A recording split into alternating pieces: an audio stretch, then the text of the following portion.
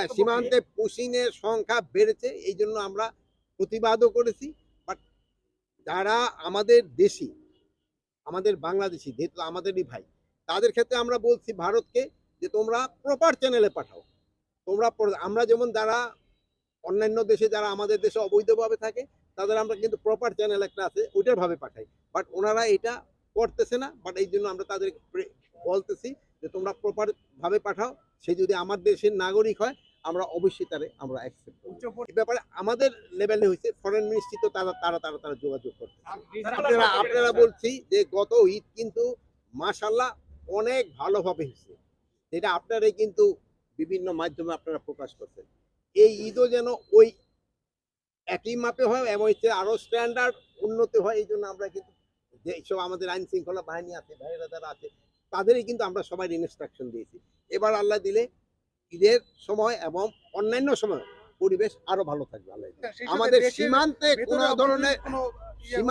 কোনো ধরনের নিরাপত্তার কোনো অভাব নেই।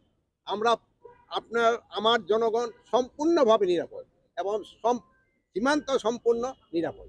আমার বাহিনী সব সময় যে কোনো পরিস্থিতি মোকাবেলা করার জন্য প্রস্তুত আছে। কোনো রকমের অশান্তি এখানে বর্ডারে হবে না আল্লাহ। এটা কোনো কারণে শিথিল হয় নাই।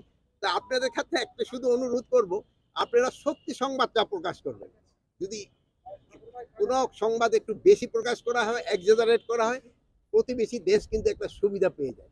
এই জন্য আপনারা সবসময় সত্যি সংবাদ প্রকাশ করে আসছেন, ওইটি আপনারা প্রকাশ করবেন। এবার এইটা যদি আপনি জারি রাখেন, আইন শৃঙ্খলা পরিস্থিতি এবং অন্যান্য জিনিস অনেক উন্নতি হবে। আর আপনারা আমাদের সাথে যেভাবে সাহায্য এবং সহযোগিতা করে যাচ্ছেন, আপনারা এটা বজায় রাখবেন। এটা যদি বজায় রাখেন, আইন শৃঙ্খলা পরিস্থিতি এবং অন্যান্য এই যে পরিস্থিতি উন্নতি হবে। আপনি দেখছেন দ্রব্যমূল্য কিন্তু আমরা কিন্তু একটা সহনীয় পর্যায়ে আছি। এটা কিন্তু আপনাদের চেষ্টাই হয়েছে। আপনি দেখেন এখন এই যে ধরেন ধানের উৎপাদনও কিন্তু আমাদের এইবার অনেক বেড়েছে। প্রায় 15 লক্ষ টন আমাদের এই বোরো ধানের উৎপাদন বেড়েছে।